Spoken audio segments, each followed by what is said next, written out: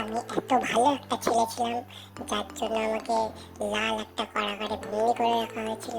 তারপরে সেই কারাগার থেকে আজকে আমাকে আজাদ করে দেওয়া হলো ৩৬৫ বছর পরে।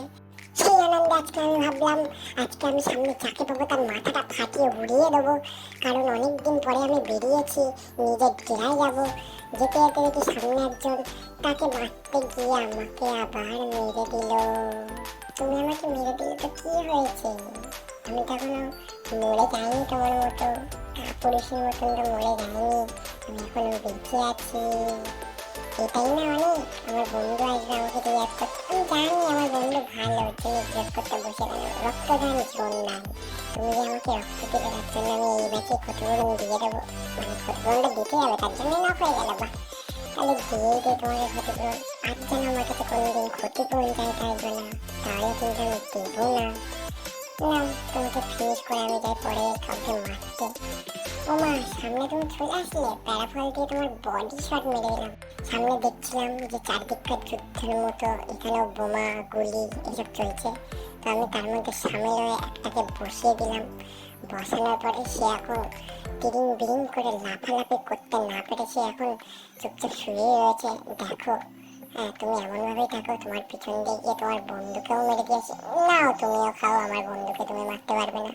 ওমা, তোমার বন্ধু তোমাকে রক্ত দিতে এসছে, কিন্তু সেও তো পালাবে আমার ভয়ে, জানে না আমি কে।